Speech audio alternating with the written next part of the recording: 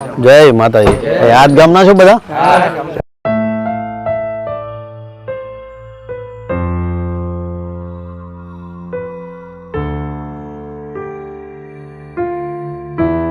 જય માતાજી. આજ ગામના છો બધા? જય માતાજી. શું કરી રહી? જય માતાજી. શાંતિ? તારું નામ શું છે? પાયલ. પાયલ.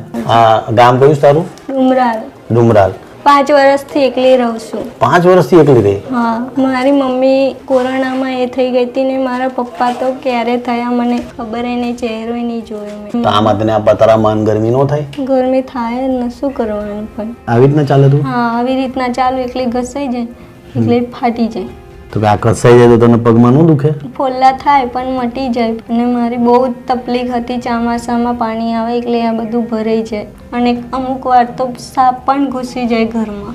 2 વાર સાપ ઘૂસી ગયો ઘરમાં. એક વાર તો હું ઘરમાં હતી ને આવી ગયા હતા સાપ. હા, પછી મને બીક બહુ લાગતી હતી, હું રડતી હતી, પણ પછી એમની મતે બહાર નીકળી ગયા. મમ્મી પપ્પાની યાદ તો આવે ને.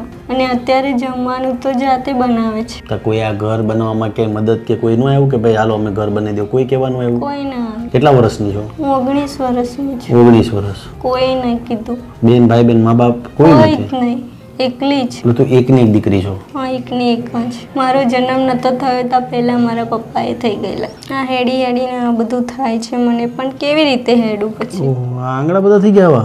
આ હાથ ઉપર હાલે તું? હા, ઊભું નહીં થવાતું એકલા માટે. ઘર બનાવી નાખે ને તારું? હા, મને તો મારું ઘર જ બનાવ, કેમ કે મને ચોમાસામાં જ બહુ જ એટલે બહુ જ તકલીફ પડે છે. તે કીધું તું ને ખજૂરભાઈ આવે? હા, આવી ગયું. મસ્ત બે બેન ભાઈ મળીને ઘર બનાવશું. મારી દે તાળી. ચિંતા નહીં કરતી. પાયલ તું ભણે છે? ના, કેમ કે મારી મમ્મી હતી કે પછી મને સ્કૂલ મૂકવા કોણ આવે? જ્યારે મારી મમ્મી હતી ત્યારે તો મને સ્કૂલ મૂકવા આવતી હતી, એટલે 7 ભણી છું. ઈચ્છા તો બહુ હતી ભણવાની. મેં પાયલને એવું કીધું કે ભાઈ તું એકલી છો, 19 વર્ષ છે તારું, અને તારે ફ્યુચરમાં કે આવનારા સમયમાં કે હાલની તારીખે જો તારે આશ્રમમાં રહેવું હોય, કોઈ પણ વૃદ્ધાશ્રમ હોય કે કોઈ પણ જાતનું આશ્રમ હોય એમાં તારે રહેવું હોય તો એમાં તારી વ્યવસ્થા કરાવીએ. તો પાયલે શું કીધું? પાયલ શું રહેવું છે કે? પણ મને તો મારા ઘરે જ ગમે, કેમ કે અહીંયા બધી મારી નાની નાની બહુ બધી બહેનપણીઓ છે ને, એટલે અહીંયા જ ગમે છે. દીપિકા બેન આવો, બેસો બેસો. તમારી બેસ્ટ ફ્રેન્ડ છે એમ ને? અમે ધમાલી છે કે પછી મસ્તી કરે કે બહુ ડાઈ? ડાઈ છે બહુ. આ ભાઈ નિશા અને દીપિકા બેન છે જે હર હંમેશા એમની મદદ કર્યા રાખે. મેં કીધું આશ્રમ જવું હોય પાયલ તોય મને કહી દે, મને કે નહીં મારે મારી બેનપણીઓને મૂકીને ક્યાંય જવું નથી. એટલે બેનપણીઓને મેં એટલા માટે બોલાવી કે જીવનમાં મિત્રો કે બેનપણીઓનો સહારો હરેક વ્યક્તિઓને બહુ હોય છે, એટલા માટે. નડિયાદ તાલુકાનું ખેડા જિલ્લાનું ડુમરાલ ગામ છે, ત્યાં આ પાયલ બેન છે. 19 વર્ષની ઉંમર છે દીકરીની. અને આ તમે એના હાથ જુઓ, આ 2 હાથ છે, આના ઉપર આ દીકરી હાલે છે. પગ છે, પેન્ટ ફાટી જાય છે. અને 19 વર્ષની આ દીકરી છે. છેલ્લા 7 વર્ષથી, આમ તો 5 વર્ષ પહેલા મમ્મી એક્સપાયર થઈ ગયા અને વર્ષોથી બિચારી હેરાન થાય છે. પરિસ્થિતિ ખૂબ ખરાબ છે. મેં આના હાથ જોયા. દીકરીએ કીધું નહીં આ એનું ઘર છે.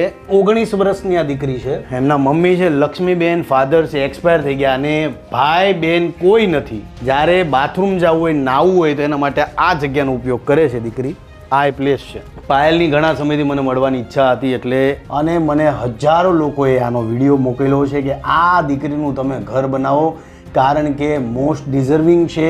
પણ આપણે આ દીકરીનું ઘર બનાવીએ છીએ, તાત્કાલિક ધોરણે બનાવશું, એવું પ્રયત્ન કરશું કે દિવાળી પહેલાં આની પરિસ્થિતિ સુધરી જાય. આ ક્યાં મૂકવાની તને બેટા? થોડી વાર આ તારું ઘર તૂટે ને એ તું જો મસ્ત. હાલો ભાઈ આવો, જેસીબી વાળા ભાઈ. જોરથી